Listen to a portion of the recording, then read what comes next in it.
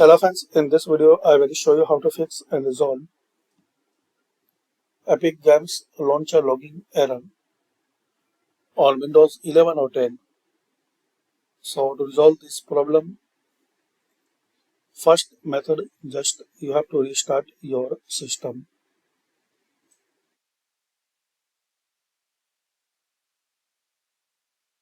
Hopefully after restart you can easily log in your Epic Games launcher. Still you are facing problem, so you can try second method. Visit this website status.epicgames.com and find out server status. If officially server is not work, so you are not able to log in, or just you have to wait for few minutes till this server will work as before.